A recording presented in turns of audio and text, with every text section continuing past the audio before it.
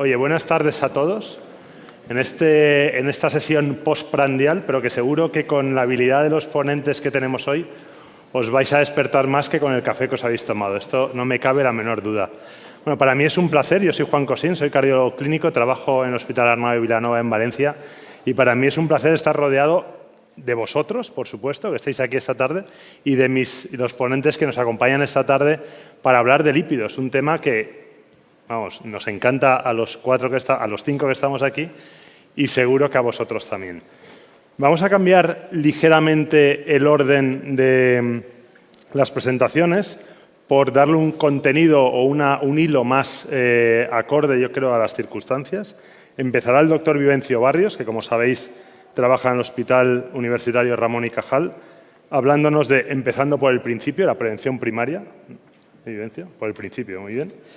Luego, el doctor Manuel Anguita, del Hospital Universitario Reina Sofía, aquí al lado en Córdoba, nos hablará de cómo estamos haciendo el control lipídico y qué está fallando, ¿no? Porque ahí seguro que podemos analizar en lo que estamos fallando para mejorar, que eso nos lo contará Rosa Fernández Olmo, del Hospital Universitario de Jaén, cómo conseguir el objetivo del LDL.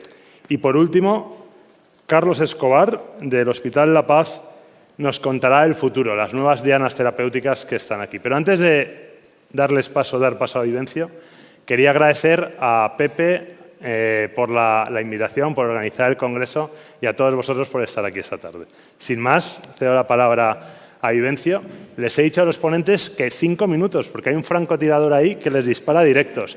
Así que solo tienen 5 minutos. Luego priorizaremos la discusión entre todos. Hola, buenas tardes. Gracias por estar aquí. Como decía Juan, en una zona horaria postprandial, así que eso es doblemente de agradecer y, por supuesto, gracias al comité organizador y especialmente a Pepe por habernos invitado a llevar a esta sesión. Bien, Juan ha marcado la tiranía de los 5 minutos, así que nos permitiréis que seamos todos muy breves, dando unas pinceladas de lo que tenemos que decir. Y de lo que yo tengo que hablar es de los documentos de consenso de prevención primaria de la Sociedad Española de Cardiología. Y, muy brevemente, este mismo mes de octubre aparece este editorial en el cual ponemos encima de la mesa, Carlos Escobar y yo, junto con el presidente electo de la Sociedad Europea de Aterosclerosis, lo que es el concepto de la prevención primaria como piedra angular para reducir la carga cardiovascular. Y aquí lo que intentamos contemplar en esta editorial, sobre todo, es dar mayor visibilidad al documento de consenso de prevención primaria que escribimos para Cardioclinics y del que luego vamos a hablar un poquito más en detalle. Pues bien, la realidad es que la prevención primaria y la prevención secundaria probablemente sean términos que están un tanto anticuados, quedan un tanto obsoletos y de lo uno que tendría que hablar hoy en día es del riesgo cardiovascular muy elevado. Da lo mismo si el riesgo cardiovascular muy elevado está en prevención primaria o en prevención secundaria. Los objetivos van a ser iguales. Por tanto, yo creo que el concepto ya de prevención primaria y prevención secundaria en algún punto debería olvidarse. Y en ese sentido, fijaros que el Eurospire 5 por primera vez contempla datos de prevención primaria. El Eurospire 5, un registro clásico de pacientes con cardiopatía isquémica, este año, o es el año del Eurospire 5, que fue hace 3 años, documenta también qué ocurre en una corte de pacientes atendidos por atención primaria. Y lo que nos viene a decir el Eurospire es lo que era asumible. El colesterol es el factor de riesgo peor controlado de los que tenemos, junto con la actividad física. Y eso ocurre tanto en prevención primaria como en prevención secundaria. Por tanto, tenemos una asignatura pendiente y es controlar el colesterol LDL. Evidentemente sabemos además que rebajar mucho el colesterol LDL no produce ningún perjuicio y una publicación del mes de septiembre nos demuestra que los pacientes que llegan a un LDL por debajo de 40 del estudio Fourier no solamente no ofrecen ningún tipo de efectos adversos, sino que mejoran su pronóstico cardiovascular. Por tanto, no tendríamos que estar preocupados con reducir mucho el LDL. ¿Y qué hacemos para mejorar el control del LDL? Pues las guías nos dicen en un esquema muy sencillo esto: dele usted estatina de alta intensidad a dosis máxima tolerada, añada si no ezetimibe si no controla y añada si no inhibido de PCSK9. Pero con esta práctica, ¿qué es lo que ocurre? Con esta práctica lo que ocurre es que los pacientes están infratratados. Y fijaros, estos son los datos del Eurospire 5, y en el cual vemos que el tratamiento en cuanto a estatinas pues está bastante bien contemplado. Yo creo que a nadie le queda ninguna duda de que las estatinas son el tratamiento angular, el tratamiento base de los fármacos hipolipemiantes. Sin embargo, cuando vamos a la utilización de ezetimibe, vemos que el porcentaje de utilización de ezetimibe es muy bajo, 2,7%. Incluso si pensáramos o asumiéramos que todas las combinaciones a dosis fija fueran con ezetimibe, cosa cosa que no es cierta, pero si asumiéramos que todas las combinaciones fueran con ezetimibe, estaríamos hablando de un 2,6. Estaríamos hablando, por tanto, de a lo sumo un 5% de pacientes tratados con ezetimibe. Indudablemente, realmente, pacientes muy infratratados. Y si vamos a inhibidor de PCSK9, la cifra es ridícula, prácticamente anecdótica, por debajo del 0,1%, 0,05% exactamente. ¿Y esto es un problema de Europa? Pues no. Los americanos, que no tienen, como sabéis, unas guías igual que las nuestras, sino que tienen unas connotaciones en las cuales no vamos a entrar, publican en el mes de junio estos datos, en los cuales observan en pacientes con enfermedad cardiovascular, es decir, pacientes en prevención secundaria, que la utilización de fármacos hipolipemiantes también es muy baja. Y si no, fijaros qué ocurre con los pacientes que tienen un LDL por encima de 100, y esos pacientes con un LDL por encima de 100, es decir, muy por encima de los objetivos, tienen una utilización de ezetimiba simvastatina, una utilización de la combinación realmente ridícula. Y en los pacientes que están con inhibidor de PCSK9, la cohorte de pacientes con inhibidor de PCSK9 están también muy infratratados, porque estos evidentemente tienen inhibidores, pero la utilización de ezetimiba simvastatina es muy baja. Por tanto, evidentemente, con este esquema terapéutico la cosa no funciona bien. Y con esa idea nosotros dijimos, hombre, vamos a ver si hay una serie de estrategias terapéuticas que te llevan a no determinadas reducciones de colesterol LDL, ¿por qué no ir más allá de lo que las guías dicen? Y eso motivó el consenso de la Sociedad Española de Cardiología de tratamiento hipolipemiante en prevención secundaria, que lideró, como sabéis, Carlos Escobar. Y de la mano de la prevención secundaria hicimos luego un consenso de prevención primaria, aún un pasito más adelante, porque probablemente la prevención primaria sea todavía una tarea aún más complicada. ¿Y cuál era la idea de estos consensos? Básicamente, dar una serie de ideas sobre cómo se pueden tratar los pacientes para obtener determinadas reducciones de colesterol LDL. Y aquí, este es el del consenso de prevención secundaria, de prevención primaria. Como en la prevención primaria no todos los pacientes son de riesgo alto o muy alto, pues teníamos aquí diferentes alternativas terapéuticas sobre diferentes estrategias que nos quedaban encajadas en cuál era la reducción de LDL que podíamos conseguir con determinados tratamientos. Y, por cierto, aparecía por primera ocasión en un documento de este calado los nutracéuticos y aparecía también el ácido bempedoico, que, como sabéis, es la novedad terapéutica que llegará muy en breve. Pues bien, con este esquema nosotros dijimos, bueno, pues ¿qué vamos a hacer? A los pacientes, según el paciente esté tratado o no con estatinas, según el paciente tenga la dosis máxima tolerada y según su colesterol LDL, le plantearemos diferentes alternativas terapéuticas. De forma que a algunos pacientes inicialmente lo mejor sería empezar directamente con terapia combinada. No tiene ningún sentido empezar con una estatina cuando sabes que con la estatina no vas a llegar. Y en otros pacientes empezar ya muy prontito con inhibidores de PCSK9. Y estos son los escenarios clínicos en los cuales en prevención secundaria se podría contemplar directamente empezar con terapia combinada. Y lo mismo hicimos con prevención primaria, en la cual evidentemente teníamos que establecer diferentes grupos de riesgo, muy alto riesgo, moderado o bajo. Por lo tanto, 4 algoritmos frente a los 3 algoritmos que teníamos en prevención secundaria. ¿Y qué ocurría? Más de lo mismo. En prevención primaria, los pacientes de muy alto riesgo podrían tener que ir directamente a una terapia combinada de inicio y no esperar a una terapia a través del paso por estatina. Y en algunos pacientes también inhibidores de PCSK9 pueden tener un papel. Pues bien, este es el mensaje fundamental de los consensos. Optimicemos el tratamiento lo antes posible. Eso es útil en cualquier escenario clínico, pero mucho más en la era COVID.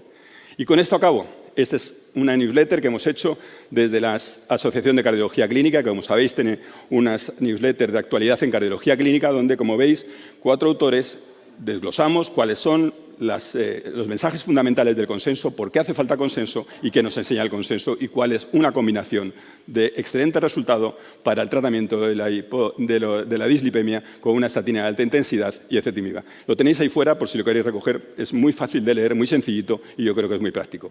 Y hasta aquí lo que quería contaros, luego seguiremos en la discusión. Gracias. Muchas gracias, Vivencio, porque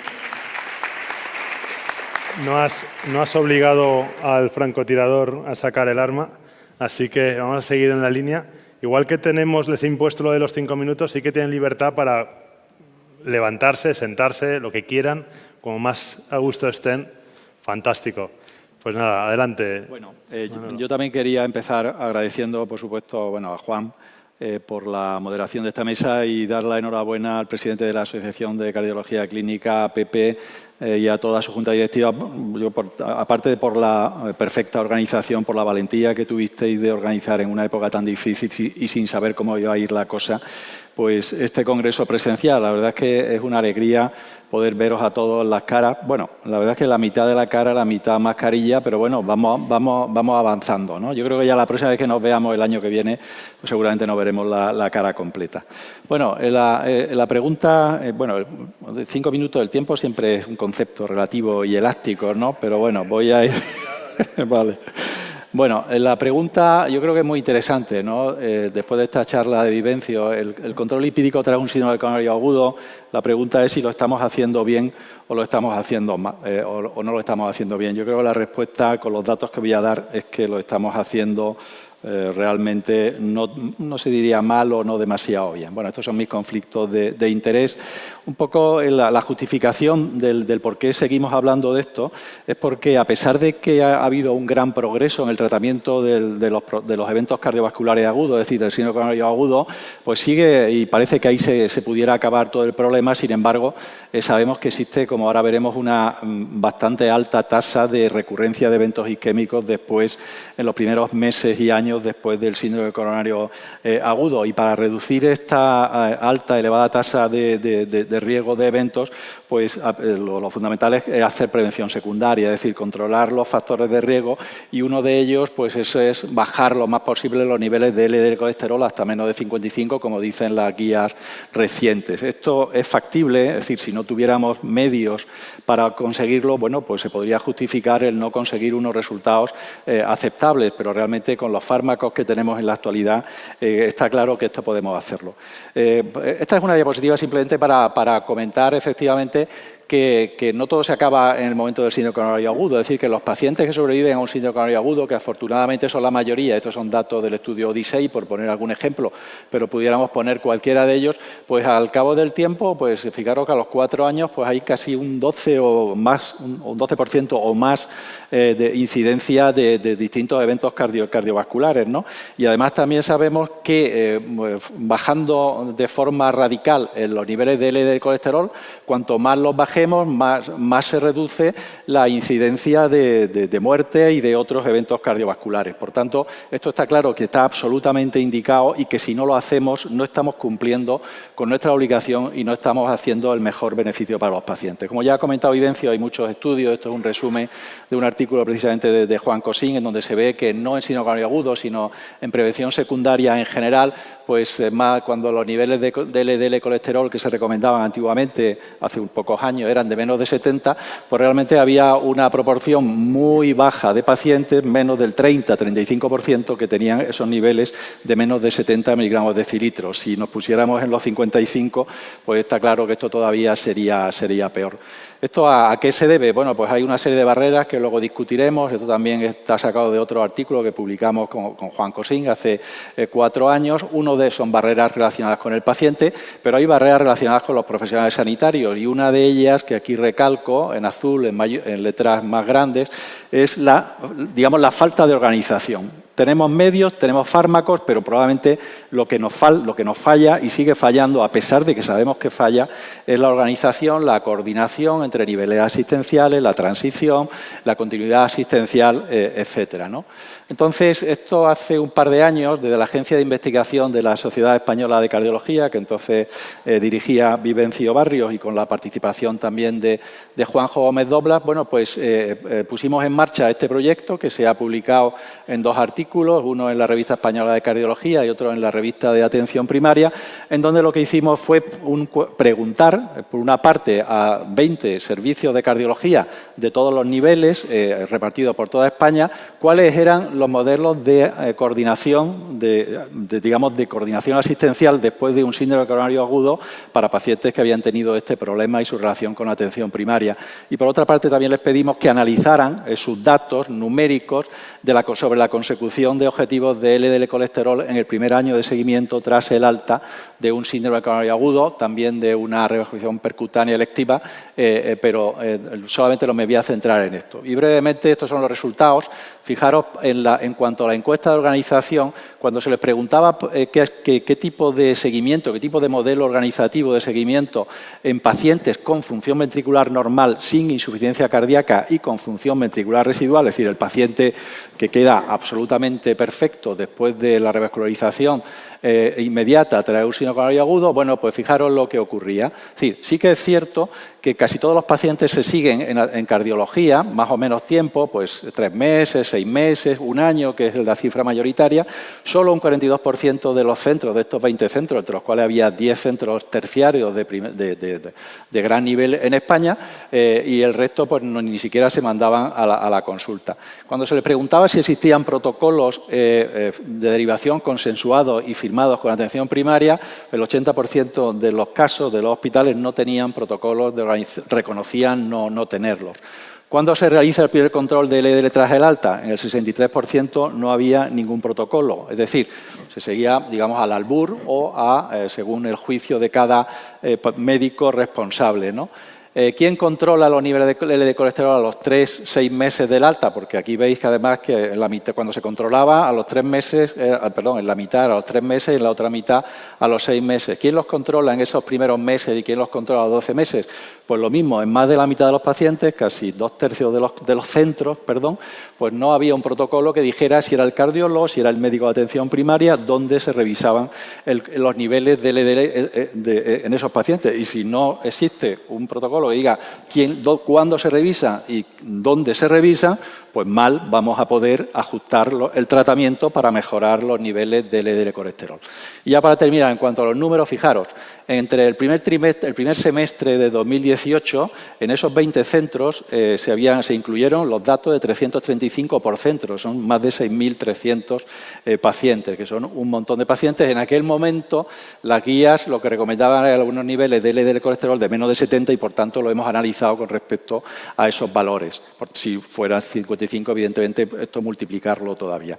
Esto es el tratamiento al alta de los pacientes. Es cierto que estatinas de alta potencia tenían casi 3/4, el 70% aproximadamente de los pacientes, tanto al alta como a 6 meses como a 12 meses, pero significa que hay un 25-30% de los pacientes que no recibían estatinas de alta potencia durante ese primer año. Ezetimibe solamente un 13% al alta, subiendo al 26% a los 12 meses.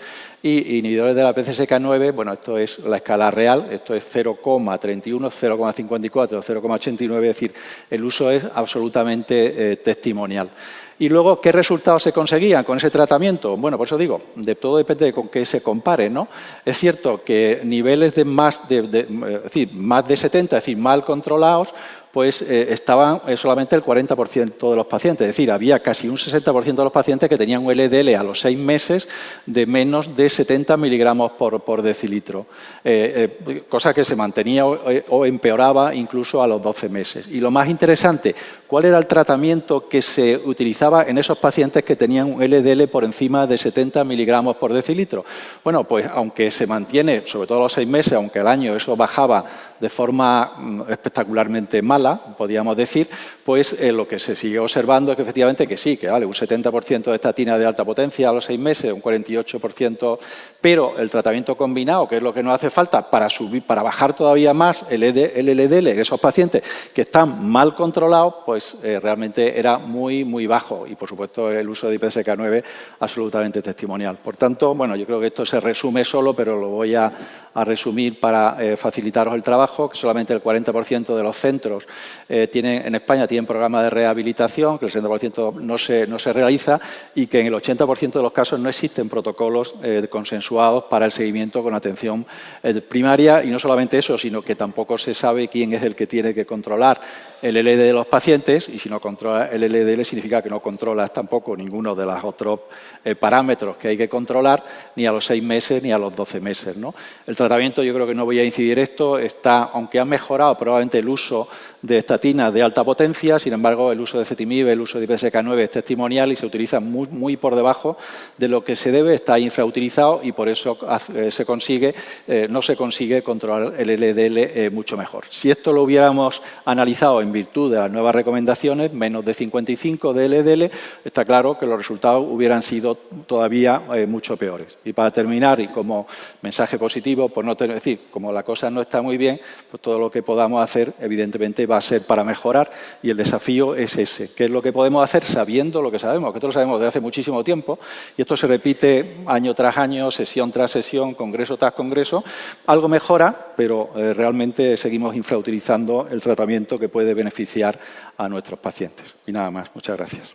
Gracias.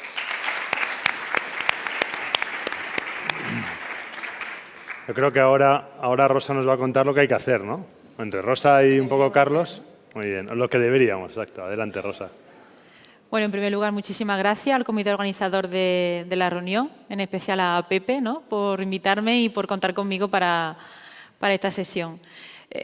La verdad es que Manolo nos ha puesto un panorama bastante, bueno, sombrío, ¿no?, feo, pero la verdad es que la realidad, ¿no? La realidad es que no controlamos bien el LDL y me ha gustado una cosa que ha dicho, porque realmente no controlar el LDL es un marcador de que no controlamos a nuestros pacientes en prevención secundaria, no controlamos el riesgo cardiovascular más allá del momento agudo y tanto, como ya ha comentado Vicencio, en prevención primaria, en prevención secundaria tampoco, ¿no? Cuando hablamos mucho de continuidad asistencial, los pacientes se nos pierden y quizás el LDL es el marcador que nos dice que no lo estamos haciendo del todo bien, ¿no?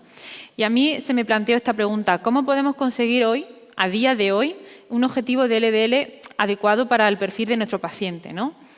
Un poco por dar otras pinceladas de que realmente él ha presentado datos de centros nacionales, pero no solamente pasa en España, sino que realmente es una cosa a nivel también europeo, ¿no? En el último Aerospire, en el Aerospire 5, y eran datos relacionados con la guía de práctica clínica del 2016, o sea, con objetivos de LDL por debajo de 70, solo el 32% de los pacientes conseguían este objetivo en prevención secundaria.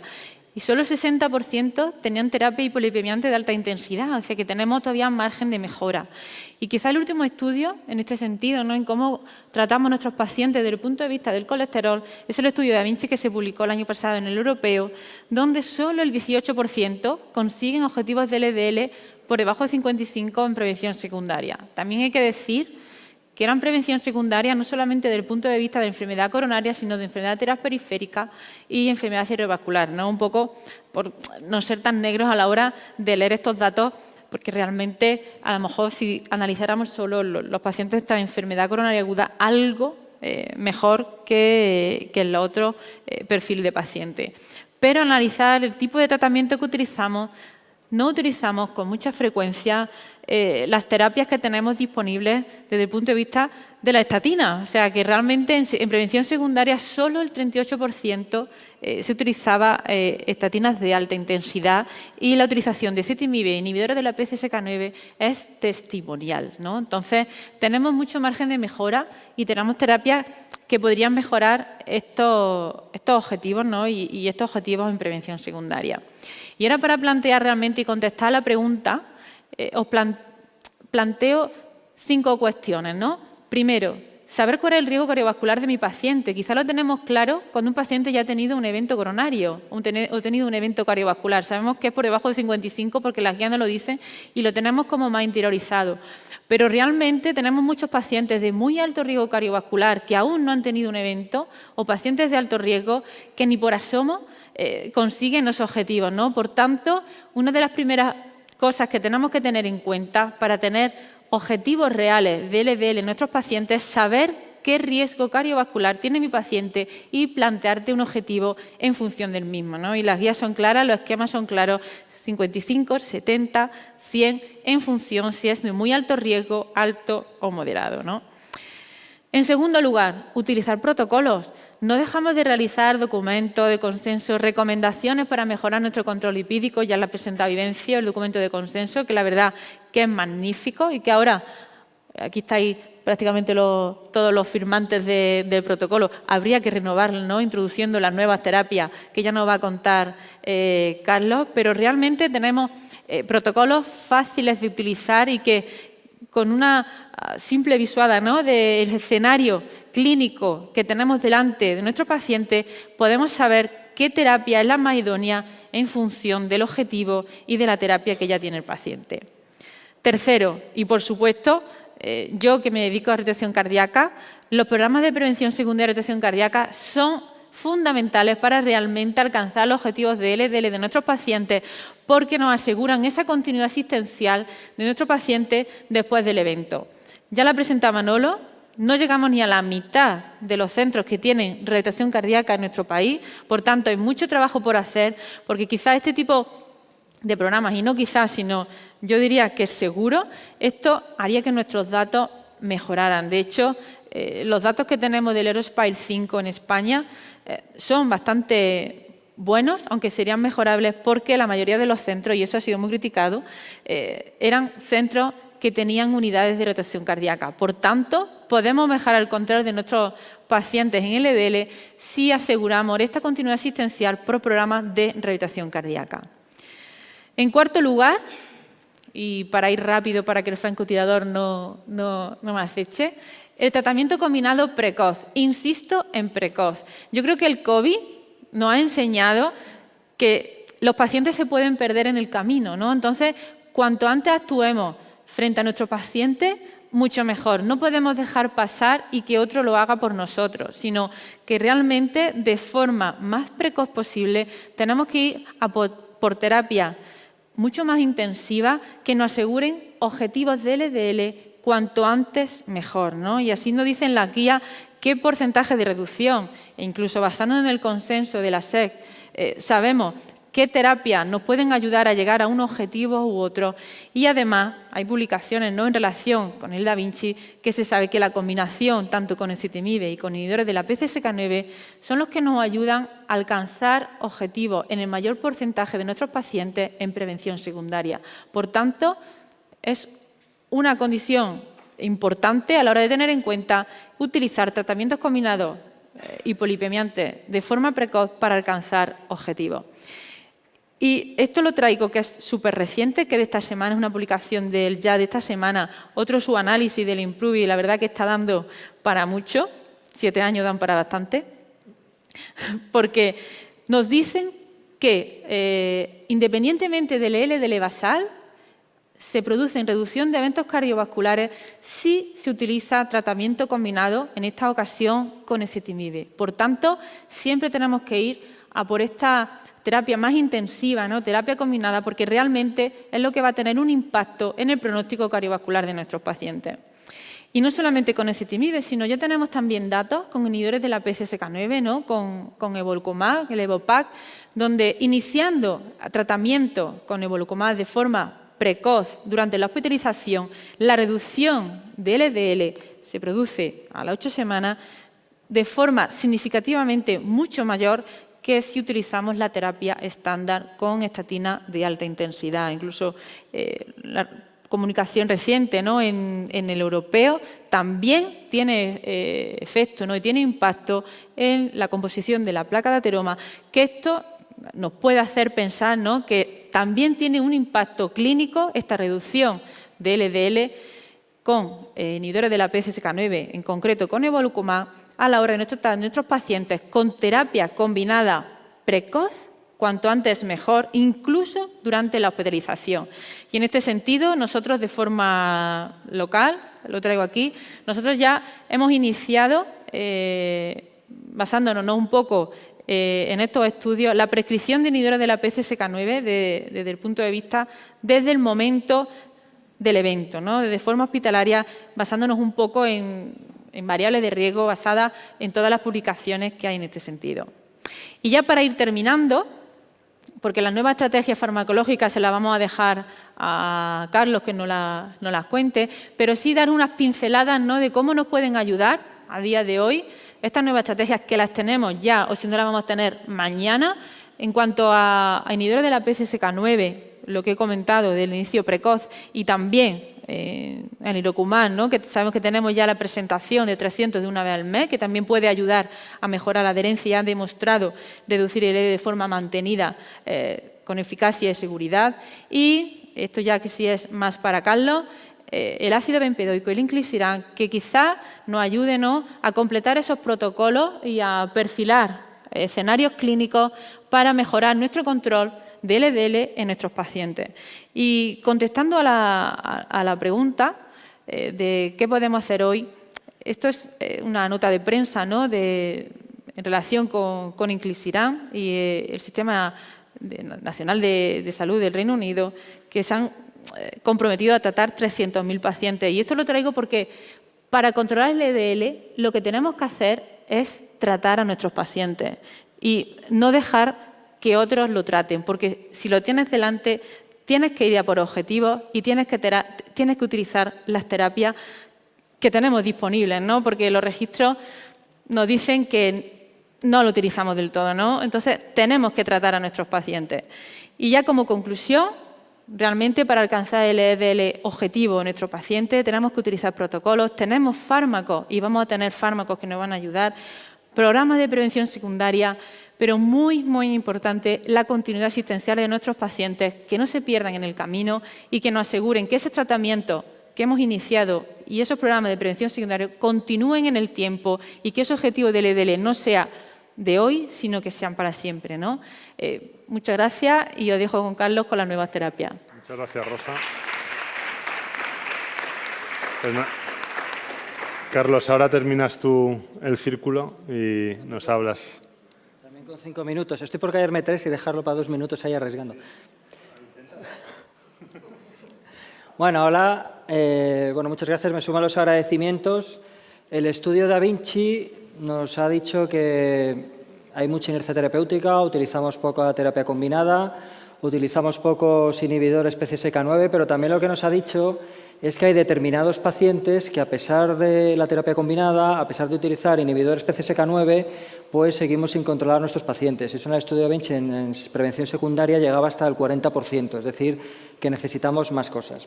Voy a hablar de 3 fármacos, 2 van a estar aquí ya en breve y otro un poco más en el futuro. Entonces, voy a empezar con el ácido bempedoico. El ácido bempedoico, aunque hemos hablado de días del futuro, va a estar ya, lo vamos a tener disponible 2, 3, 4 meses, no más para allá. Entonces, como veis aquí, esta es la vía de síntesis del colesterol y también de cómo actúan los inhibidores PCSK9. Vemos el ácido bempedoico arriba en la cadena de síntesis del colesterol, un poco por encima de la hidroximetil glutaryl reductasa, que es donde actúan las estatinas. Y la principal novedad que es con respecto a las estatinas es que el ácido bempedoico no se activa en el músculo esquelético, con lo cual es muy raro que den efectos secundarios a ese nivel, ¿vale? Que es una de las grandes ventajas. Luego veremos, se pueden combinar con estatinas, se puede combinar con ezetimiba, se puede combinar con inhibidores PCSK9 o en monoterapia. Luego en la discusión hablaremos en qué tipo de pacientes podría encajar mejor, pero a nivel de efectos secundarios, a nivel de muscular, pues es difícil que actúe o que tenga efectos secundarios a nivel muscular por su mecanismo de acción. En cuanto a cuál es su capacidad para reducir el colesterol LDL, he cogido 2 estudios. Uno de ellos es un análisis combinado de 3 ensayos clínicos. Veis ahí, aproximadamente, cuando están pacientes tratados con estatinas y se añade ácido bempedoico, en torno a un 17-20%, y en intolerantes a las estatinas, es decir, en monoterapia, pues es un poquito más, es decir, en torno a un 25%, que eso ocurre con todos los fármacos. Esto igual es parecido a lo que ocurre en la ezetimiba cuando se une a la estatina. La ezetimiba en monoterapia reduce más el colesterol LDL en términos porcentuales que cuando se añade a las estatinas. Y esto es lo que vemos aquí. Cuando cogemos al ácido bempedoico en monoterapia, reduce pues, cerca de un 30%, pero cuando se une añadido a las estatinas, pues es algo menor la capacidad de reducción de colesterol LDL, pero bueno, en torno a un 20%, que es bastante importante. En cuanto a efectos secundarios, a nivel muscular, ya hemos visto que no produce por su mecanismo de acción. En cuanto a transaminasas, los ensayos clínicos combinados lo que nos dicen es que pueden aumentar algo las transaminasas, pero luego no había diferencias significativas con respecto al placebo cuando analizamos los que multiplicaban por 3 veces el nivel superior de la normalidad, por 3 o por 5. Por lo tanto, sí puede haber una elevación ligera de las transaminasas, pero no es grave. El mecanismo, o sea, el efecto secundario así que más puede llamar la atención son la elevación del ácido úrico, que se puede encontrar en los pacientes que tienen ácido bempedoico, pero realmente los pacientes que no tienen antecedentes de gota en los estudios no se ha descrito que aumente el riesgo de gota y se aumenta ligeramente el riesgo de gota en aquellos pacientes con antecedentes de gota, con lo cual los que no tienen antecedentes de gota se puede utilizar normal y los que tienen antecedentes de gota se puede utilizar, pero bueno, hay que hacer un seguimiento porque hay un pequeño porcentaje que sí puede desarrollar gota. En cuanto a efectos sobre eventos cardiovasculares, diabetes, etcétera, está en marcha ahora mismo el ensayo clínico fase 3 pivotal, que evidentemente pues como todo lo que reduce el colesterol LDL se traduce en una reducción de eventos, pero si hacemos análisis de variables secundarias de los ensayos clínicos, que el objetivo principal era la reducción de colesterol LDL, vemos cómo hay una reducción significativa de los eventos cardiovasculares, es lógico al reducir el colesterol LDL que llega al 25%, y también se ha visto que tiene un efecto positivo por su mecanismo de acción sobre el desarrollo de diabetes. A diferencia de lo que ocurre con las estatinas, sobre todo estatinas potentes, aquí es lo contrario, disminuye el riesgo de diabetes.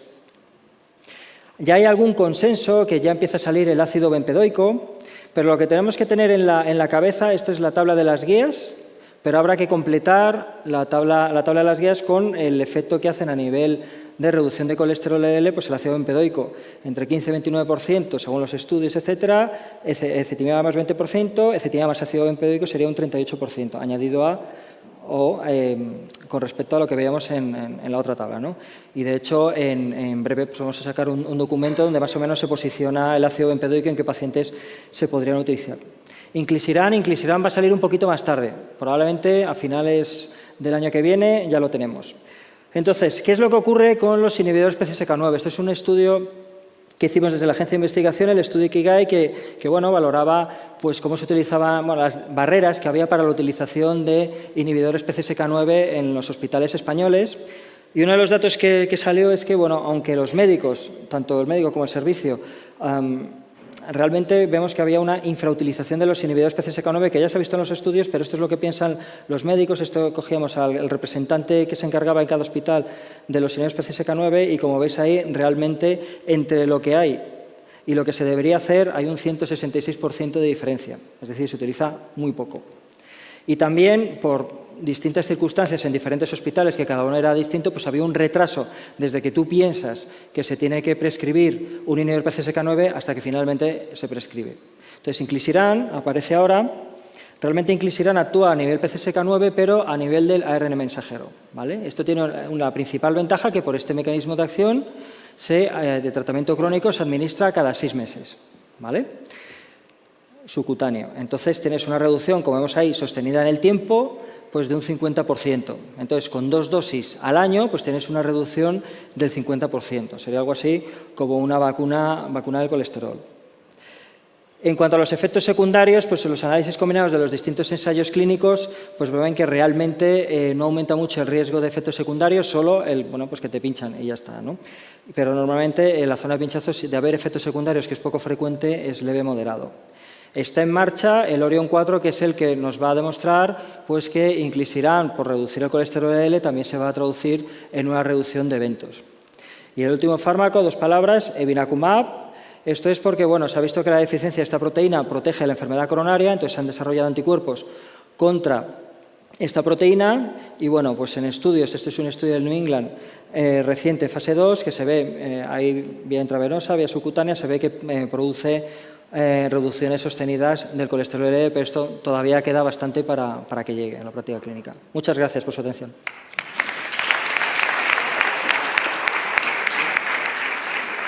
Fantástico, muchas gracias a los 4 ponentes por ajustarse al tiempo, lo cual nos da media hora para discusión.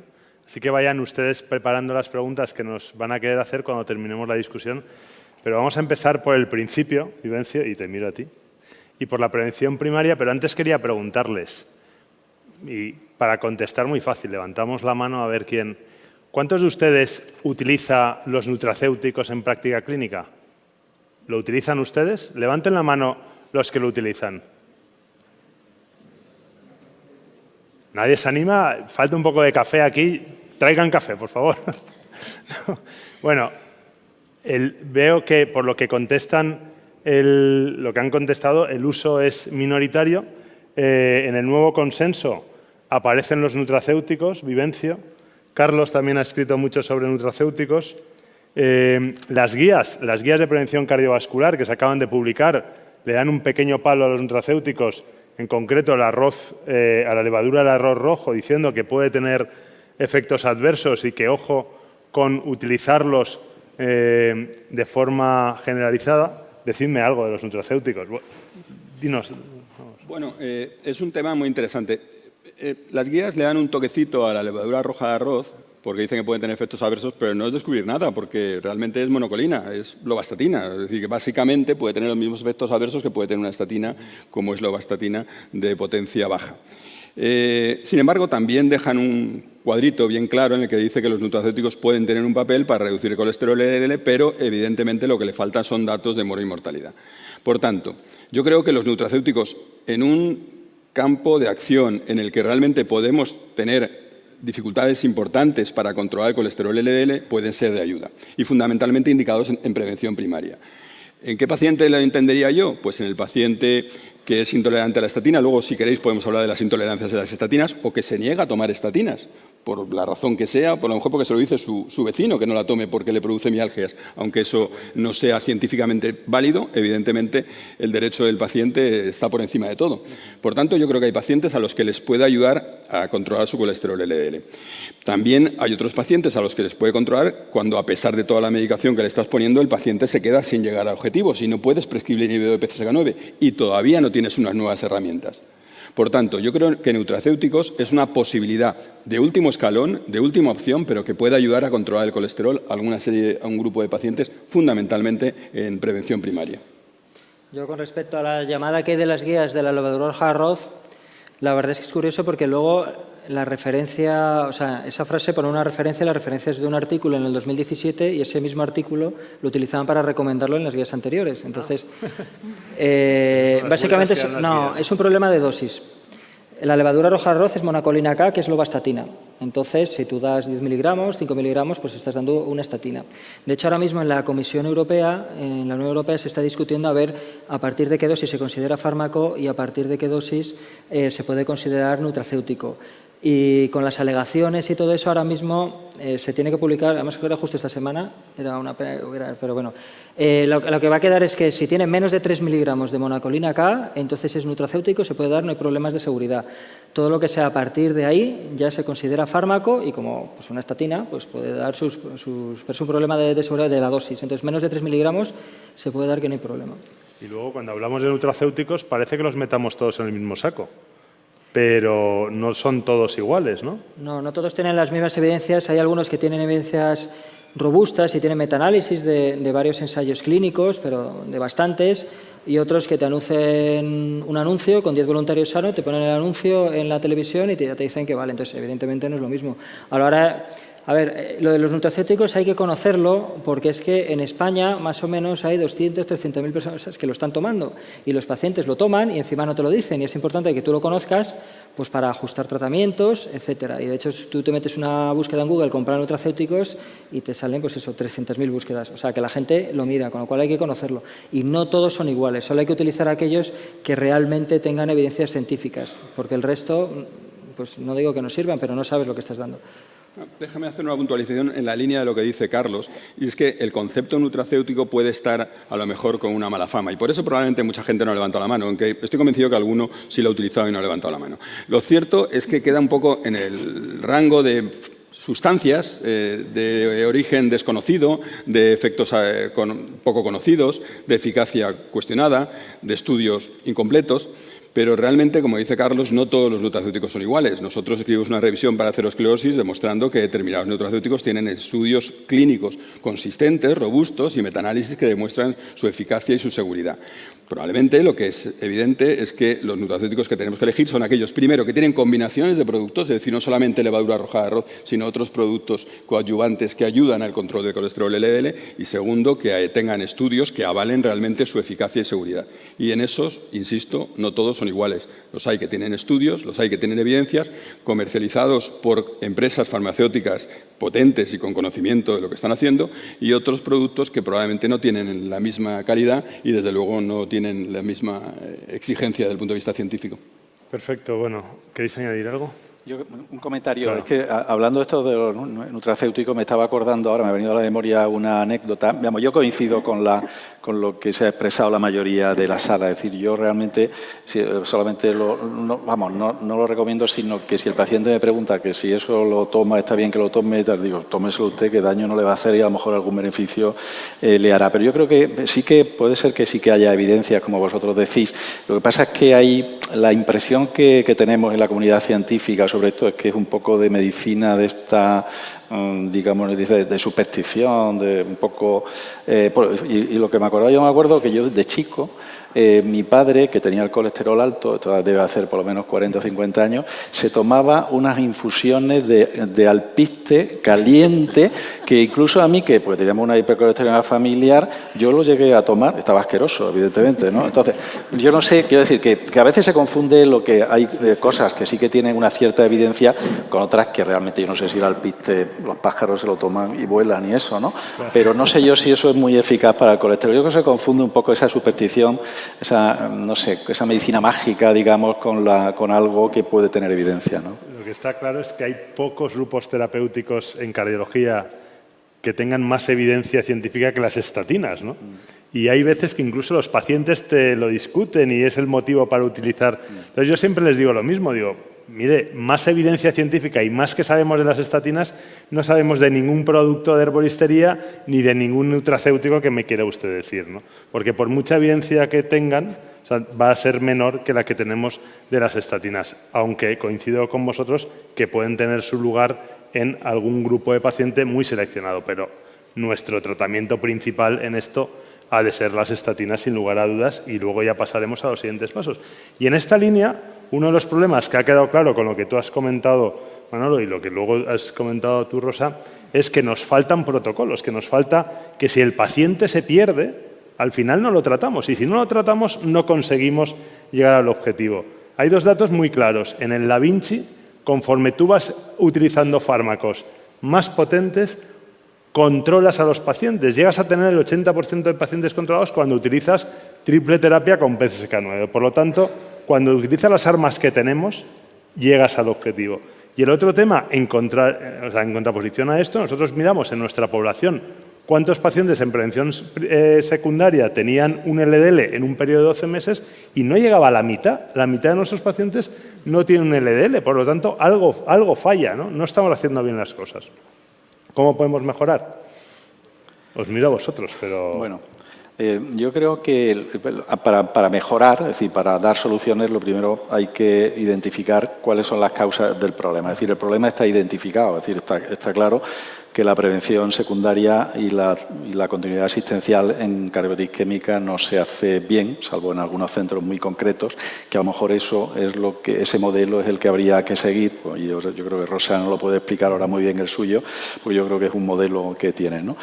Yo creo que el problema básicamente parte de que no existe una conciencia de que el paciente coronario sea un paciente de riesgo. Es decir, que realmente el paciente ingresa, se revasculariza, lo tratas, le das el alta y de hecho, aunque en el estudio nuestro no salía así, pero yo que estoy convencido que muchos pacientes no van ni a rehabilitación ni a cardiología, sino que directamente se derivan a atención primaria y ni siquiera con las recomendaciones de lo que se debe hacer, ¿no?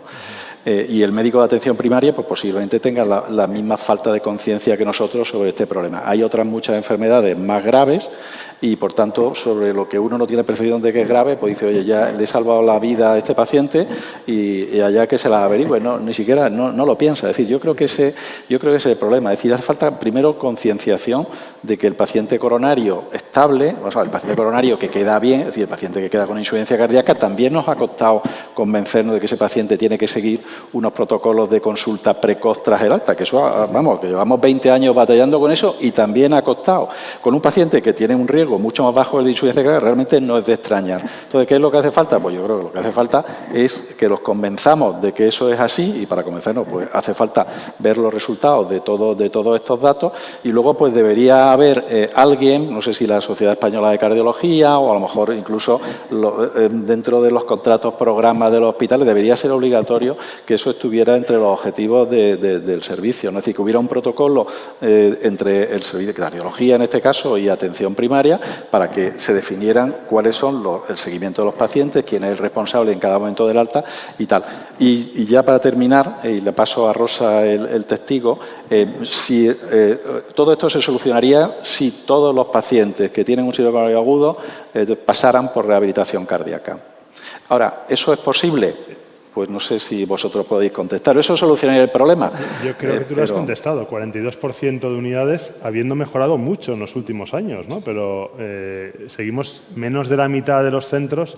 Es decir, vamos a ver, yo no digo que todos los pacientes a lo mejor tengan que hacer una rehabilitación cardíaca en un hospital, porque probablemente no hay infraestructura ni la va a haber nunca para eso. Es decir, que a lo mejor hay pacientes que directamente, si con un protocolo bien hecho, pues se podrían decir, oye, va a atención primaria, tú tienes que hacerle un LDL a las 6 semanas, le tienes que tal, ante la duda, es decir, eso sería lo ideal.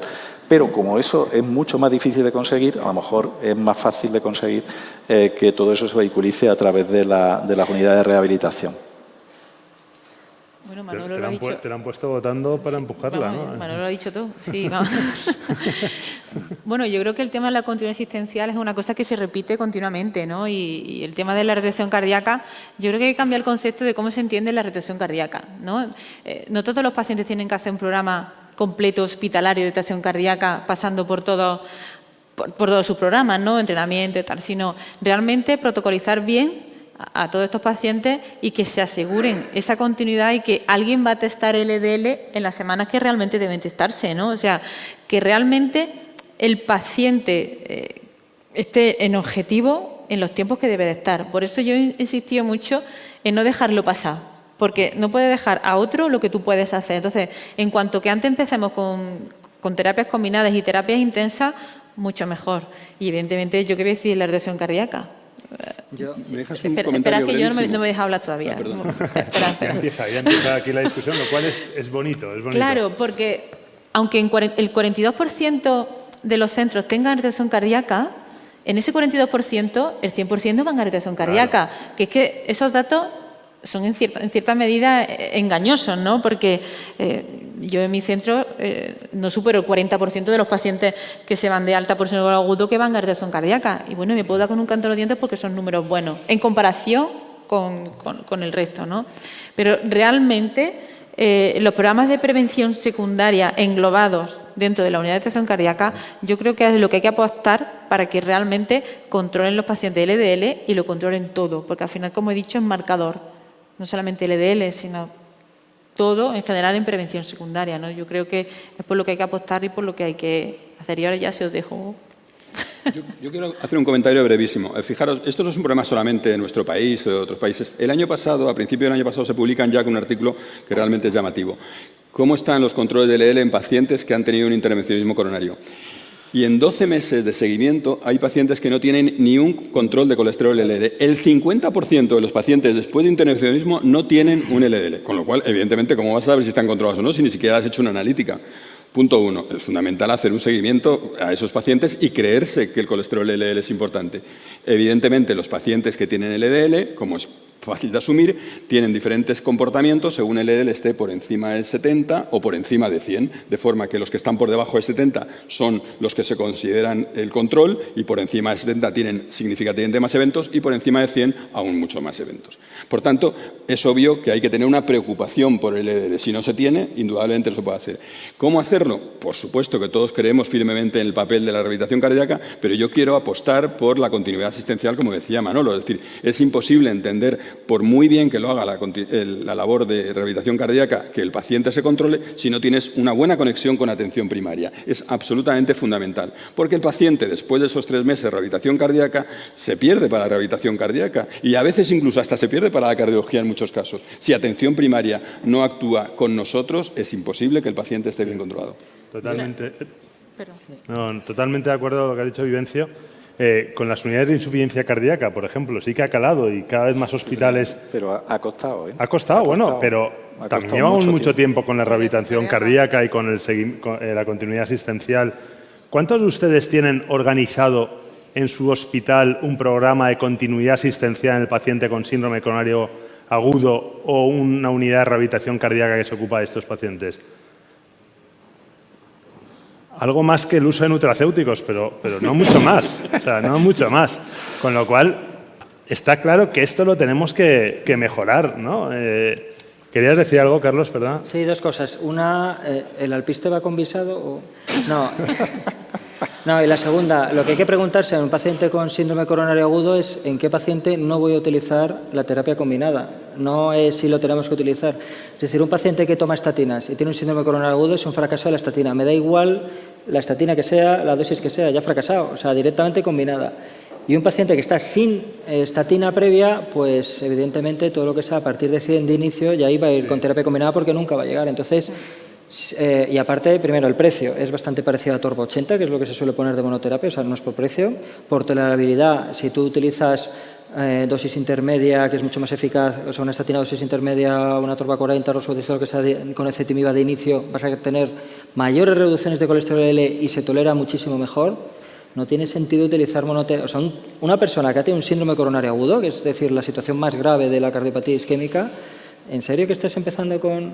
O a ver si va a rehabilitación para que le ponga la combinada? ¿En serio? Esto es lo que quería preguntar a continuación. Ya que estamos...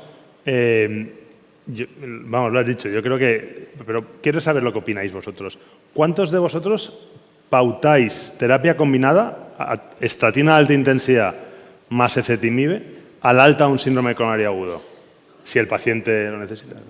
Esto ya va subiendo, ya el nutracéutico, luego los protocolos, tenemos una el 100%. La siguiente va a ser fácil para que todos lo... Pero yo creo que ha de ser, como habéis dicho, el tratamiento prácticamente de la mitad de pacientes. Esto lo hemos analizado en una base de datos amplia y prácticamente la mitad de pacientes tras un síndrome coronario agudo son merecedores de terapia combinada, como hacemos con hipertensión. Si es que con hipertensión ya las guías dicen empieza con terapia combinada y con esto ha de ser lo mismo. ¿Querías decir? Sí, no, yo creo que viendo los datos de esta especie de estudio encuesta que hemos presentado, yo creo que la cosa ha mejorado. Es decir, yo por lo menos ahí me da la impresión, por lo menos en mi hospital y en todos los hospitales de nuestro entorno, que casi todos los pacientes después de un síndrome coronario agudo salen de alta, salvo que tengan alguna intolerancia, alguna cosa, con estatinas de alta potencia, es decir, 80 de atorvastatina o 40 o 20 de rosuvastatina en general.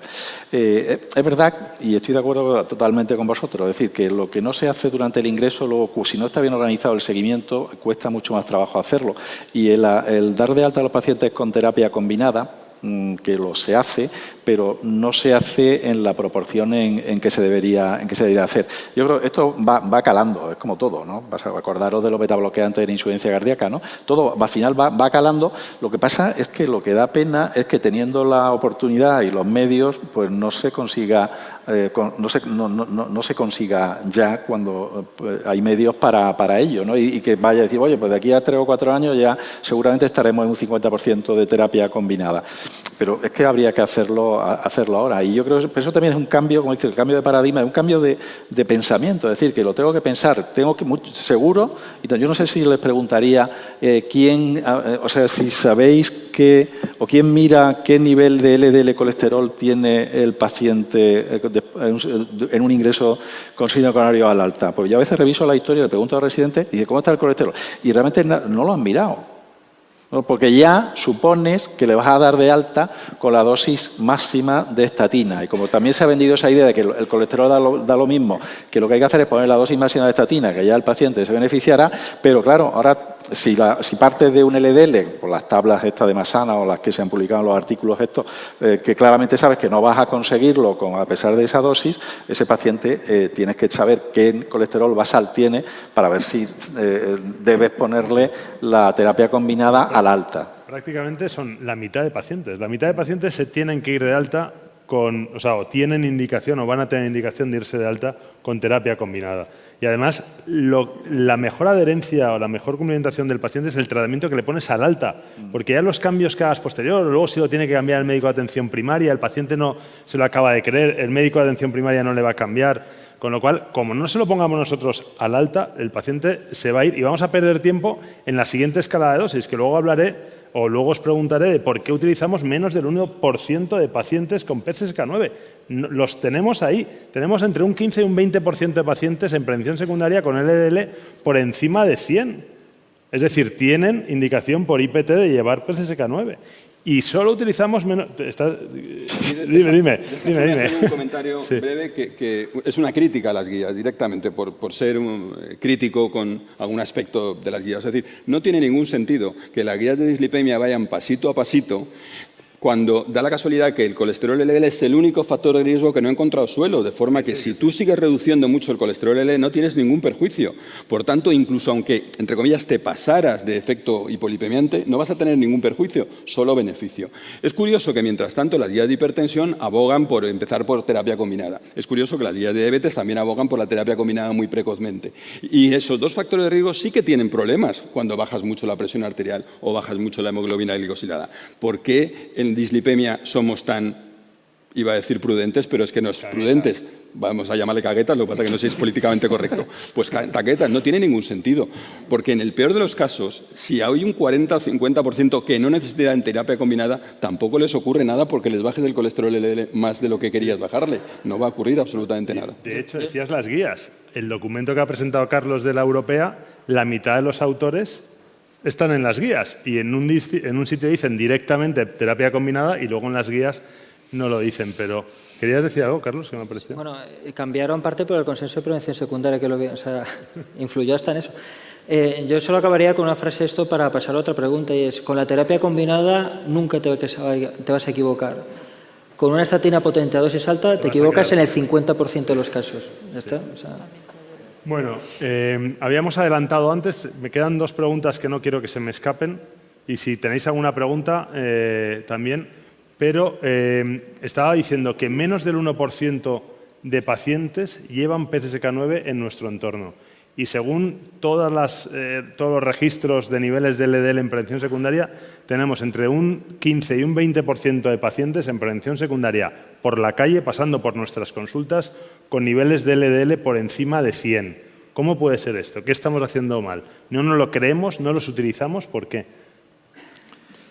Pues la verdad es que siempre hemos echado la culpa, igual que pasaba con los anticoagulantes orales de acción directa, a la administración, pero si seguíamos el IPT, el 60% tendrían que estar con ACOTS, y esto es exactamente igual, o sea, es por pura inercia terapéutica. Le echamos la culpa a que se tiene que pasar por una comisión, la culpa es nuestra, de que realmente o no tenemos conciencia de lo que realmente supone que tenga 100 y pico de LDL en cuanto a la mortalidad del paciente. O sea, la culpa es del médico. Yo creo que la culpa principalmente es nuestra, eso estoy de acuerdo. Sin embargo, Ikigai puso eso encima de la mesa, y lo que realmente ocurre en nuestro país es que hay una auténtica anarquía. Cuando hicimos el estudio Ikigai, que como sabéis era un estudio para ver cómo, lo ha comentado antes Carlos, cómo se podía prescribir los niveles de PCSK9, desde que un médico solicita la prescripción siguiendo estrictamente el IPT, no estoy diciendo fuera del IPT, sino siguiendo estrictamente el IPT. ¿Qué es lo que pasa? Y lo que pasa es de todo, absolutamente de todo. Y no ya en cada comunidad autónoma, ni siquiera en cada ciudad, en cada hospital, de un hospital a otro, que solamente es cruzar la calle, las diferencias son sustanciales. Por tanto, eso evidentemente también pone a las claras que podemos hacer algo por mejorarlo. Ya no solamente por la actitud del médico, sino evidentemente porque la actitud del médico también se ve arropada, porque la facilidad se dinamice, porque no tiene ningún sentido que haya una anarquía tal. Yo creo que el Ikigai es un estudio que nos da mucha información y que además nos da unas pequeñas recomendaciones o claves para que cada uno en su centro intente negociar con la mejor de las intenciones, con las comisiones correspondientes para que la situación se normalice, porque lo que está ocurriendo es absolutamente caótico. Eso y dar el paso y prescribirlo. ¿Querías decir algo, Manuel? Bueno, yo creo que Rosa, que lo tiene muy bien montado, yo voy a hacer una reflexión, porque realmente lo que tendríamos que pensar es si realmente esos pacientes están pasando por nuestras consultas, si realmente le estamos asegurando esa continuidad asistencial y lo estamos viendo. O sea, no todo es falta de inercia terapéutica. Es cierto que la burocracia a la hora de prescribir un inhibidor de PCSK9 nos puede hacer no hacerlo, pero tenemos que ser también críticos y saber si realmente estamos en una continuidad asistencial adecuada, si esos pacientes han pasado por retracción cardíaca, si no, si realmente se ha testado el LDL, o a lo mejor ido a la consulta y ni siquiera sabemos el LDL que tiene en ese momento, ¿no? Porque no lo ha traído. Yo creo que tenemos que ir también un poquito más allá. Yo creo que aquí desde mi punto de vista, el problema fundamental, sin quitar la responsabilidad nuestra, evidentemente, yo creo que es la mecánica, la logística a través de la cual hay que te autoriza, hay que pedirlo, la autorización para poder prescribir los PCSK9, que en cada hospital además es distinta, pero en todos es muy complicado. Es decir, que como decís vosotros, que tú piensas que lo tienes que tener hasta que pasa el informe, la comisión, el no sé qué, el responsable, que en cada sitio a veces son los lipidólogos. Pues, te quiero decir, eso es que realmente dificulta mucho que si tú estuvieras convencido de que eso debes hacerlo porque es bueno, está demostrado que la evidencia que es beneficioso para los pacientes, te tendrías que saltar, no, tendrías que seguir esos trámites, que son los que hay, e intentar superarlos. Pero yo creo que eso es que dificulta muchísimo el trámite. Y el ejemplo es lo que decía Carlos de los anticoagulantes. Es decir, claro, los anticoagulantes orales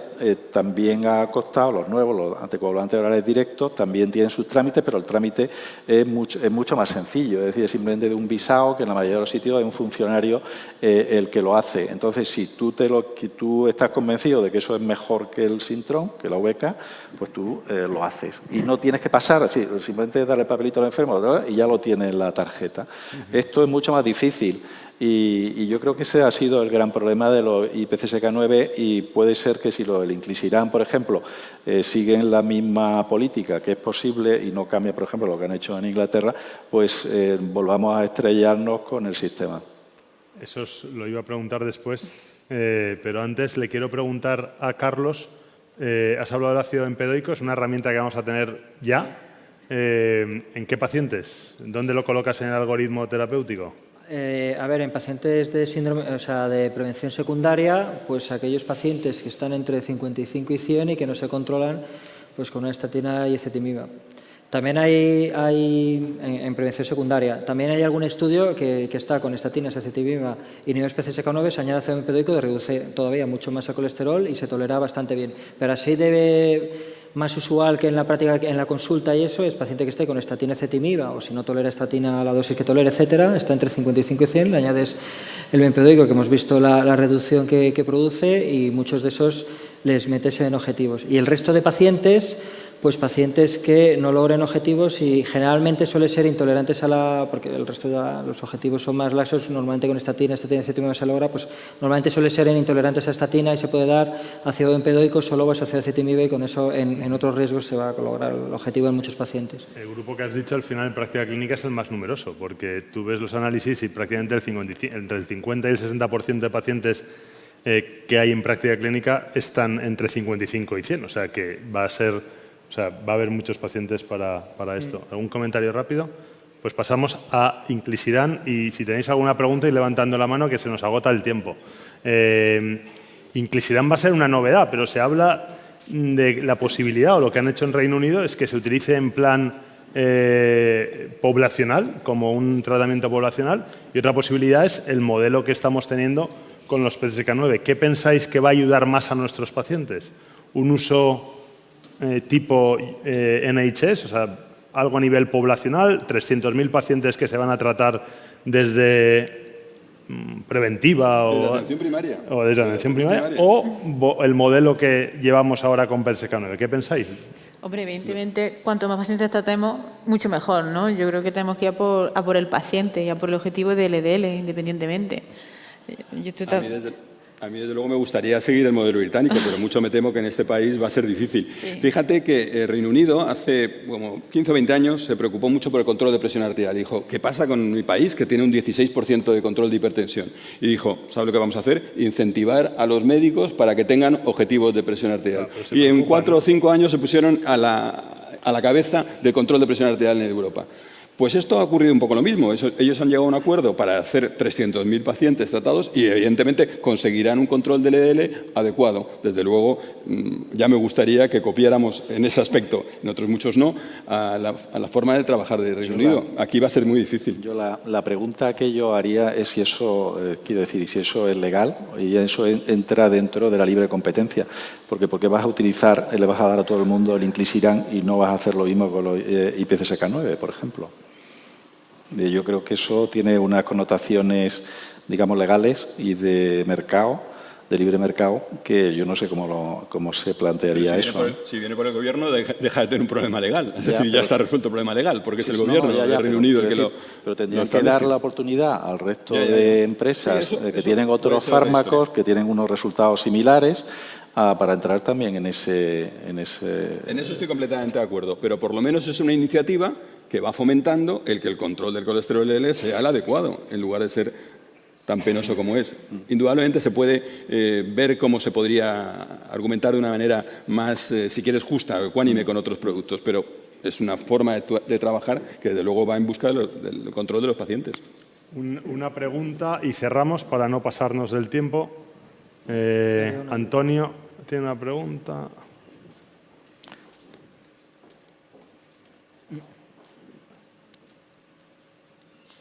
Bueno, felicitaros a todos por las ponencias, por las presentaciones, por la puesta en escena, porque es difícil la hora que es, que a todos hayáis ajustado el tiempo que ha dado el moderador, amenazado, por supuesto. Entonces, para yo no pasarme mucho tampoco, creo que habéis puesto en escena todo y además me enlazo con algo que ha dicho Rosa, enlazaría con todo. Rosa dice que si nos llegan todos los pacientes que han tenido síndrome coronario agudo, nos llegan después al seguimiento a los pacientes, a los médicos que estamos viéndolo en las consultas, nuestra consulta de cardiología. Yo creo que muchas veces los pacientes es verdad que se nos pierden y los que no se nos pierden y nos llegan es verdad que muchas veces no nos llegan con los resultados analíticos. Entonces creo que hemos hablado muchas veces de todo lo que hemos expuesto en la mesa, pero yo este punto creo que lo hemos tratado pocas veces y creo que es muy importante. Hay pacientes que se nos pierden y pacientes que nos llegan y no tienen a los 3, 4, 5, 6 meses el resultado de analítico. No me quiero extender más, solo quería poner eso sobre la mesa. Gracias. Muchas gracias. Queréis simplemente darte la razón. Bueno, muchísimas gracias por ajustaros al tiempo. Muchísimas gracias por la discusión que ha sido, yo creo que muy entretenida. Muchas gracias a todos por haber aguantado estoicamente a estas horas. Sin dormiros. Y nada, gracias a todos.